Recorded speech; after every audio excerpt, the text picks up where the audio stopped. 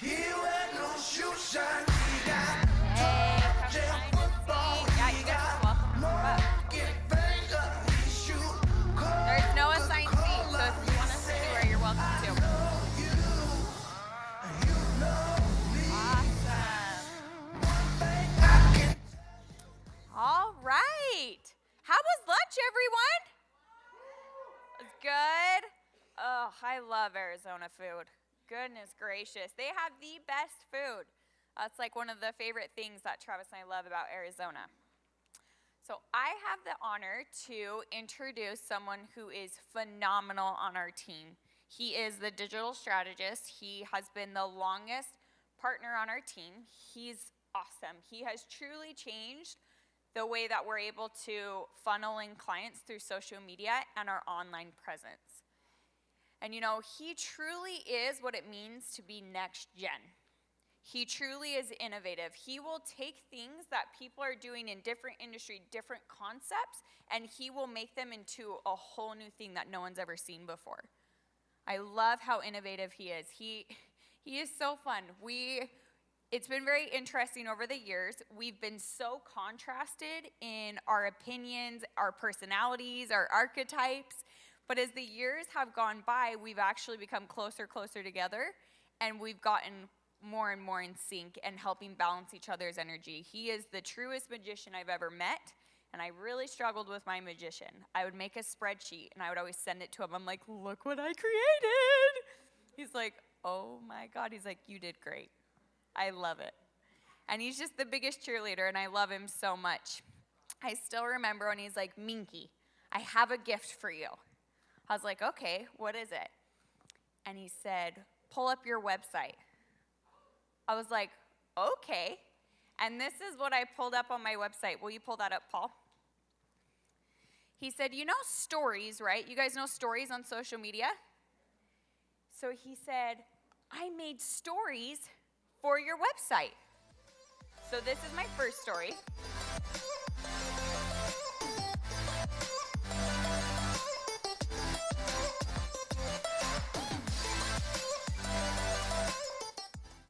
And then it talks about my marketing webinar.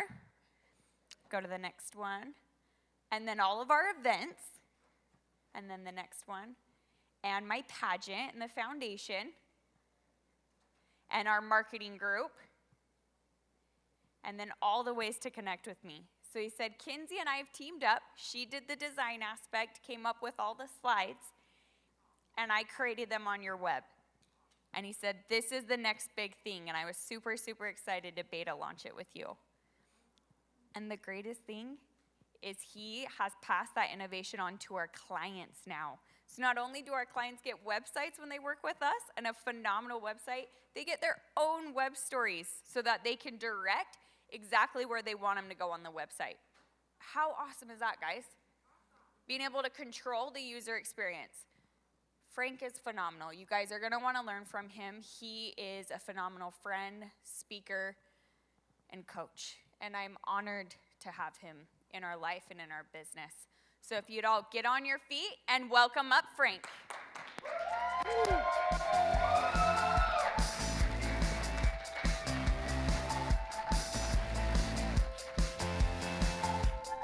Hello.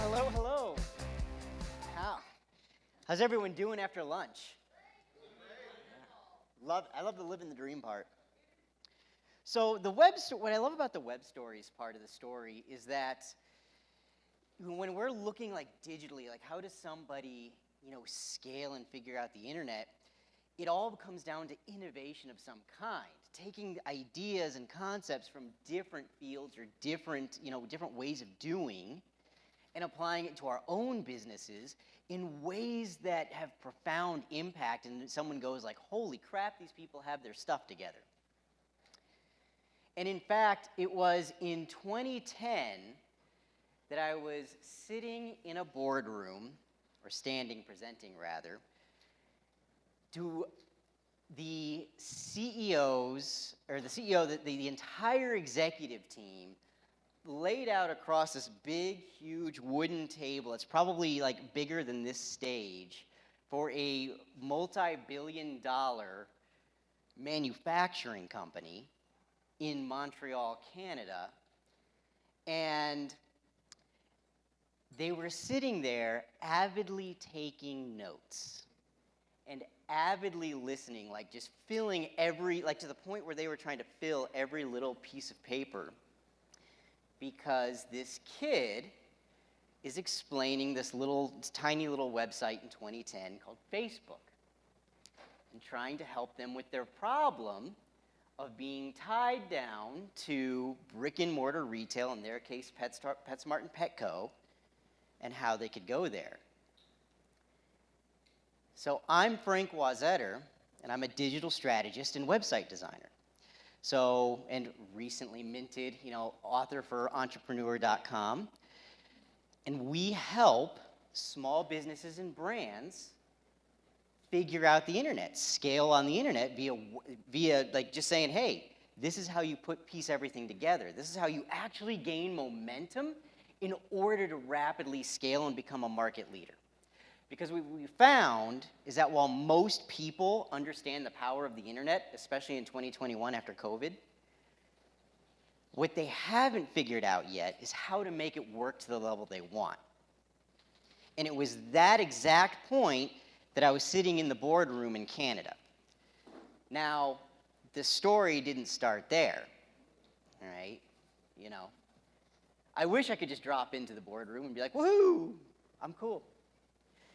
But in 2020, Frank was just the web geek figuring it out that basically literally had my entire job on the line to figure out this internet thing. Because who remembers the 2008 recession? Yeah, kind of a competitive job market, right? So I had actually found my way into this small company out of Houston, Texas, that was a local fish store. Now, has anyone ever been inside of a fish store or a pet store? It's kind of got that distinctive smell as you walk in. The humidity level's a little bit higher, and you're kind of like, well, I just fell into some random corner of the earth, and I hope I don't get infected by something. So this is that shop, and this was that job, and I'm sitting there with the fancy title of managing director for one of their aquarium lines, which really meant that we were just trying to import a product line and sell it. So like most business owners, for this small, pretty much irrelevant, company, they had been accustomed to doing business a certain way for 20 or 30 years. Because if you remember, the internet kind of hit everybody and smacked them in the face and said, hey, here's this whole brand new way of doing business. And even in 2010, people are still trying to figure it out. In 2021, people are still trying to figure it out. Yeah? So, but the issue is that, in the time, I had to radically figure something out in order to keep my job, to generate sales, because otherwise, there wouldn't be any money to pay me. So I was very keenly invested in this. So rather than sitting there and saying, okay, it was like trying to do the ways that they had, had laid out and gone through that was kind of struggling with the times, instead we turned to the internet. Because prior, I had been doing website development all my life. So I said, okay, let's get these sales online and nationwide. Big deal in 2010. This is, Amazon was a thing, but it hadn't really taken over yet, to give you perspective, right? Now, on top of that, there was, well, how do we get customers? And the way that we figured it out was through a combination of Facebook and this tiny little thing that was just a little speck called Instagram that had literally 2 people on it at the time, right? And we scaled this little know-nothing, that they made 1.5 million a year locally. Little, just nobody knew of them outside. Within 6 months, we had gotten over 100,000 followers on Facebook. Talking about fish tanks, okay? Fish tanks. If you can make fish tanks exciting, you can make anything exciting.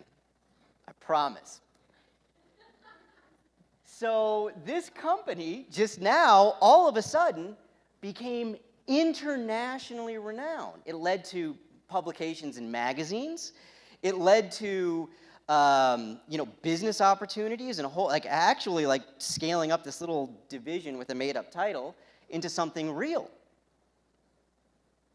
In a time when it was a huge crushing blow for a recession. And that's exactly what led us to sitting in the boardroom talking to the biggest manufacturer in the world for pet products and aquariums, helping them solve their problem. Because at the time, we had more followers than people who had actually liked the topic of aquariums, was the reach that was so far.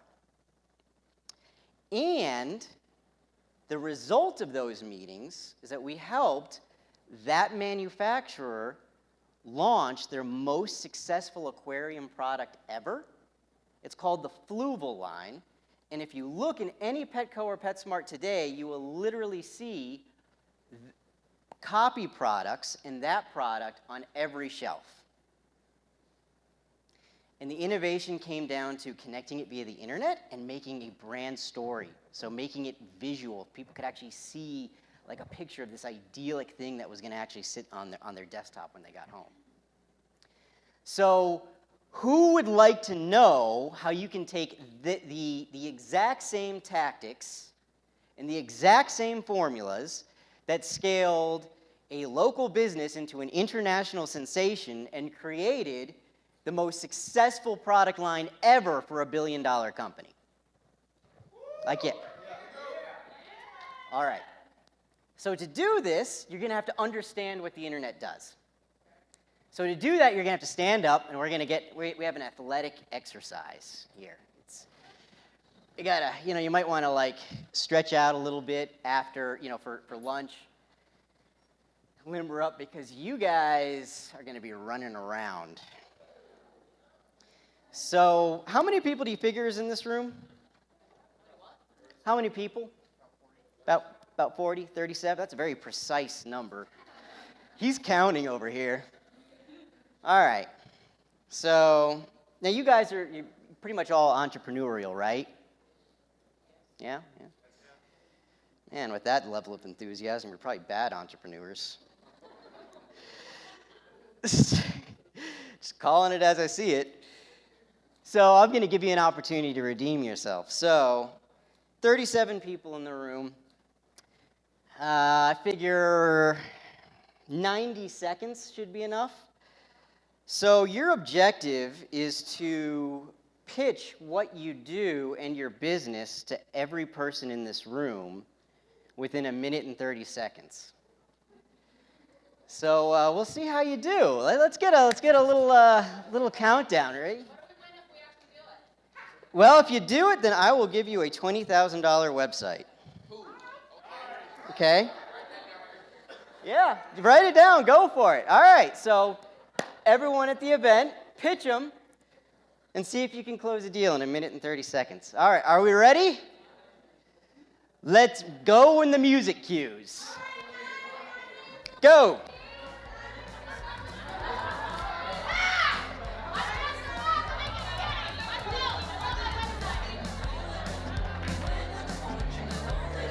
Oh, no, I've heard that one before. But clever, I like it.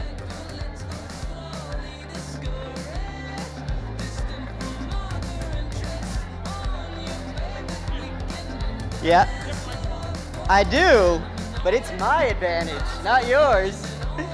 I like the thinking, though.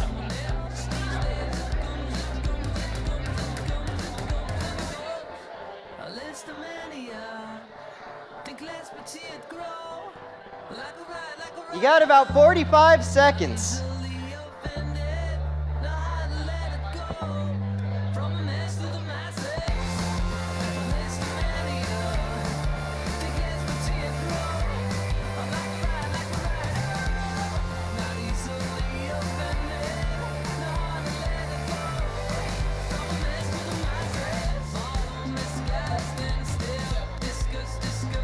Ooh, we're getting down to like 20 seconds left.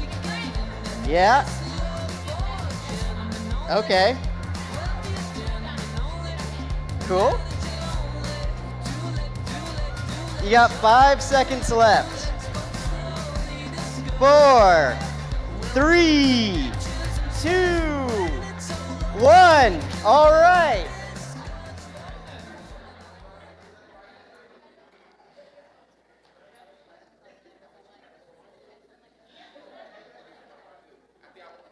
You think you won?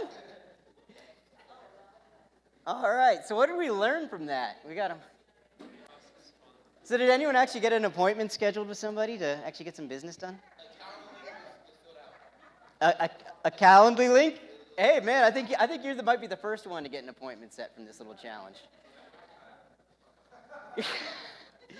Oh, we'll talk. So, kind of a pain in the butt, isn't it? So, would you like to be introduced to an easier way? You all have cell phones, right? Pull out your cell phone, please. Open an internet browser. Any flavor of internet browser, floats your boat. If you got Chrome, great. If you got Safari, if you're weird and you have Opera, or you know what Opera is, then, great. Now, type into the top little URL address, wazeter.com.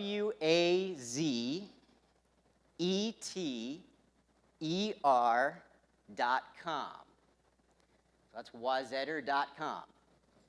And I think I've got like a minute to spare. And that was pretty slow. So what you have just experienced is leverage.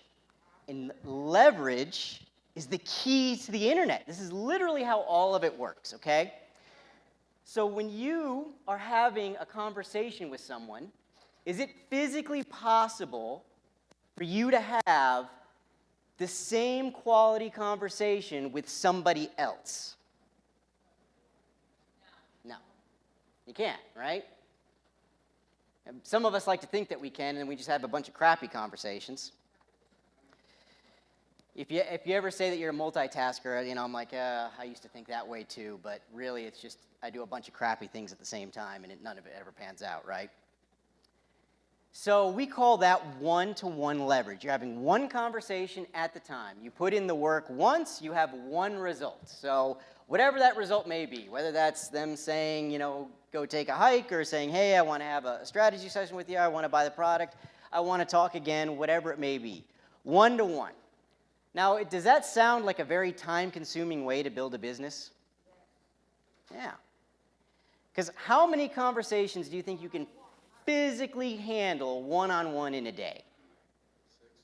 6. Yeah, I get tired after 3 these days. I'm old.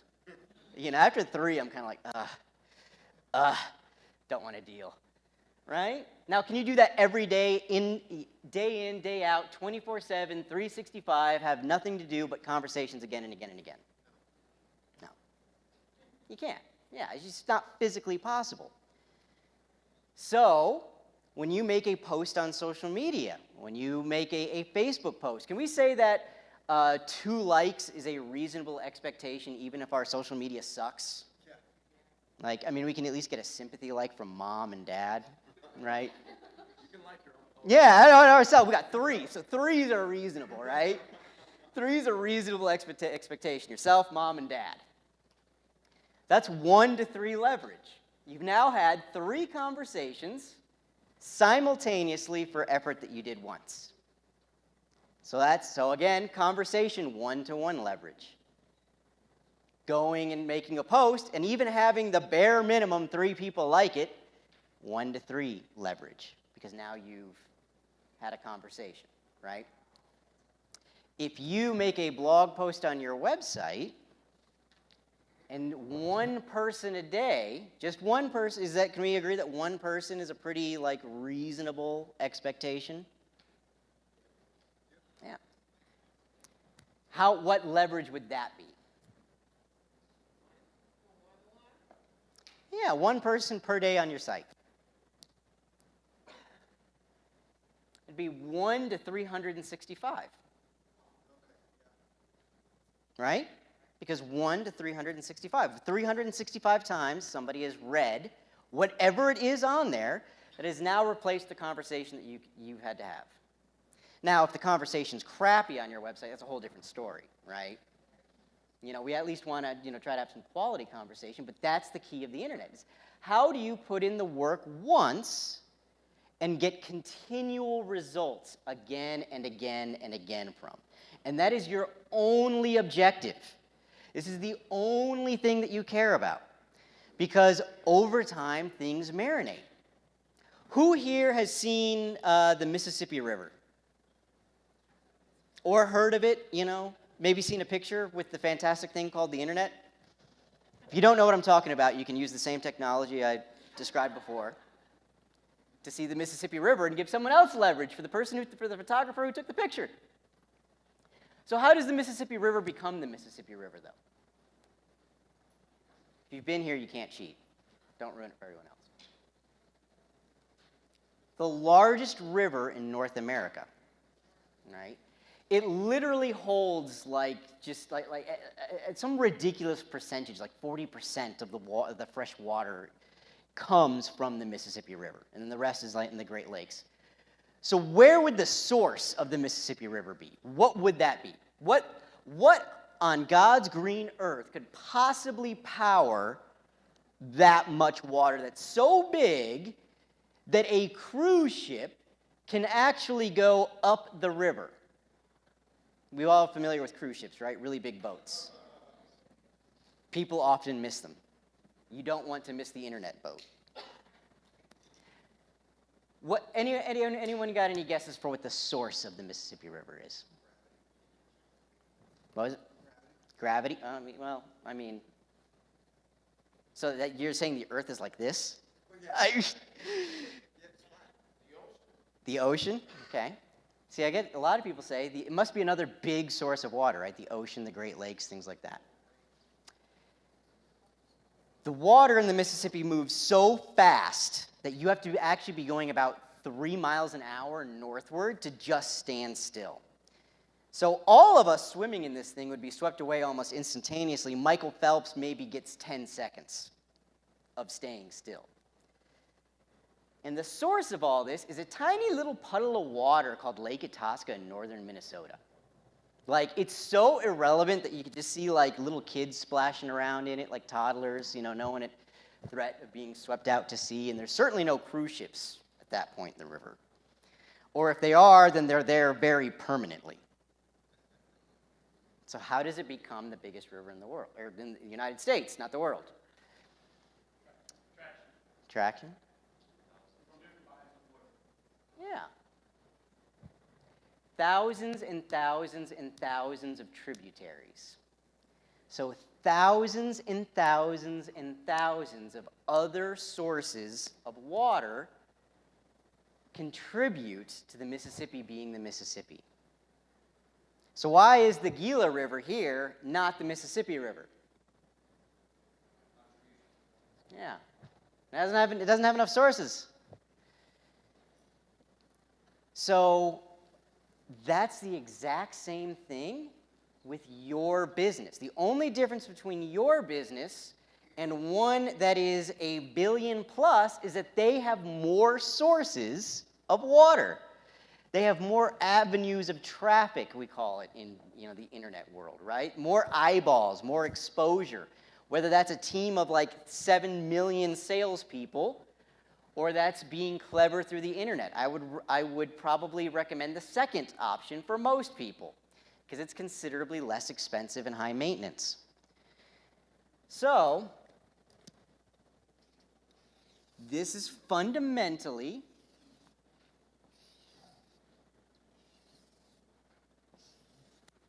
how the internet is scaling, how your business scales on the internet. If you are not getting enough traffic, you just need to add more sources. So for instance, if this main artery is your website, as the central command of your digital presence, you need to feed it with water for it to get any kind of result, because it ain't going to do anything by itself, right? So one of these might be your Facebook. Another one might be Instagram. Another might be like a media site like Quora or something like that where you're posting articles, maybe guest posting somewhere. Another favorite of mine is now very recently Clubhouse. Who here likes Clubhouse? So you should follow me on Clubhouse. It's up there. I'm very easy to find because if you just search my name anywhere on the internet, you'll find me. There's no others. So connect with me if you want interesting conversations. Just follow me around for a while. Sean has stalked me on Clubhouse for a while. And are the conversations generally pretty good? Oh, yeah. Yeah. So you should do it. So what does this mean to you? What impact could this possibly have on your business? Again, we're talking on the scale of just 3 people liking your post. We're not talking 100 million people actually following you. If you do this consistently, how is this actually going to fundamentally affect your business? A lot. Yeah. Would you like an example? Okay. 2 years ago, I make a post on Quora. Quora is a question and answer forum. It's a social media that's good for writers, so if you like writing, I highly recommend it. This was a question about should I quit my day job and to start a business. So I write up my post, 2018, and all by itself, over time, it has accumulated to now 1.1 million views. 1.1 million views. So do you think that led to sales? That would be very sad if it didn't. So we have the one-to-one connection, Quora to website. Frank gets business because massive exposure, right? But then there's another element. So just in this past week, doing a whole bunch of stuff on Clubhouse, right? So going in, doing a whole bunch of connections, talking to people on Clubhouse because I like to talk, and other people who like to talk to me, so that's fortunate. Haven't yet come across anyone who just hates me yet, so that's good. Hater level 0. So on Clubhouse, I get to talking with people. We're going back and forth. We're just looking for an authentic connection. So from Clubhouse, I eventually run into an editor for Entrepreneur Magazine. So they're like, hey, I like your stuff. Have you ever done anything? And I say, yes. And where do you think I pointed them to? Well, both. I pointed them to Quora. I said, hey, I'm a popular guy. I've had 1.1 million reads. You should check it out. So here's my Quora post, which then leads them to the website. And now they're saying, okay, this guy's credible. This guy's, not just, going out there trying to do a bunch of stuff and doesn't have anything of value to contribute. So they say, hey, I want you. And I say, good, because I want to get got.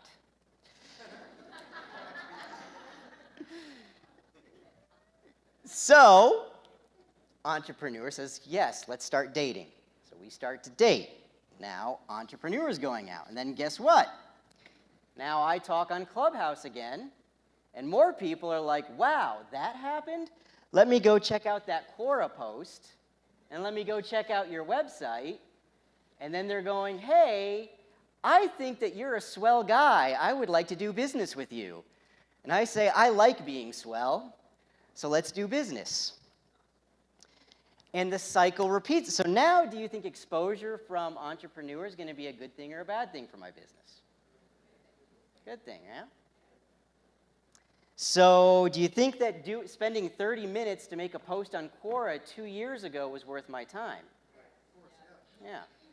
So now do you see, if you continuously do this pattern again and again, how opportunities start to branch out, right? You're creating your river. Now, could you do the same thing without that?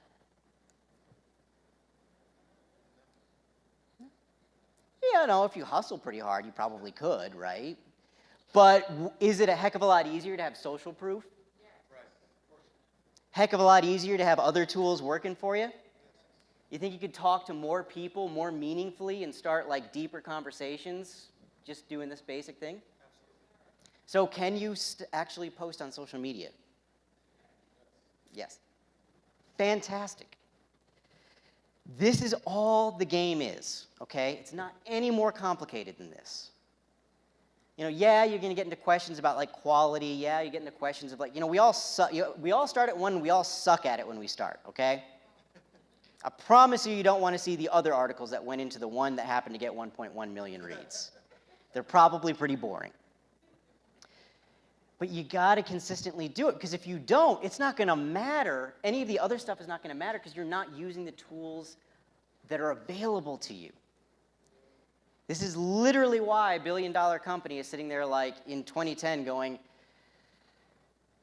what do we do? And I say, this is what you do. So now you guys didn't have to pay for it. Congratulations. Be consistent and be conscious with what you're doing. And know that you're going to get there. And I can't tell you what is going to break through. I can't tell you, you know, which post, what type, when or how, or what, you know, I don't have a magic crystal ball. If I did, I would probably be in Vegas right now. But what I can tell you, though, is that to get lucky, you got to be out there. Take it from the computer nerd that spent 10 years in front of a computer, did not get lucky very often. So, now we all know most websites suck, right? Sucky websites don't create profit, right? So would you like to expand on this and create and actually see how you make your website not suck to actually make money from this thing? Yes. You'll have to come back tomorrow.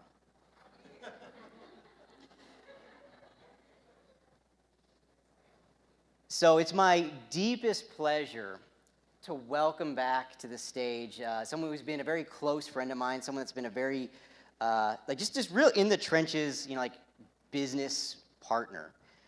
And, you know, this guy, you know, it was great because we met through an internet dating website called freelancer.com. And I get to tell the story this time. So he said hey with one Y. I said hey with two Ys. And he said hey with three Ys. So it was happily ever after, and we've been married ever since. Now, and it's been a miraculous ride because, you know, the most important thing that you have as a business owner, as an entrepreneur, and in life in general, is the value of the people around you. And I don't mean monetarily, okay? Monetarily is the weakest connection you can possibly have, because once the money's gone, the reason for the relationship is gone. But I mean from a true people of integrity and character. People who are constantly trying to improve. People who are constantly pushing the envelope. People who are being next gen in all areas of their life. And for me, Travis Brady is in that like super, super tight, like less than a handful of people that I consider like a trusted comrade, a trusted friend, someone that we absolutely go to war with every single day and say like, let's build something awesome with. And if you don't have that in your life, I really sincerely wish that you find that in your life because it's utterly and totally irreplaceable. And in the course of our friendship, we're big fans of Forrest Gump. Forrest Gump is my personal superhero because he's the world's dumbest person and he's done more than all of us combined. You know, just casually started like a multi-million-dollar shrimp and boat company because he was too dumb to come in during the storm.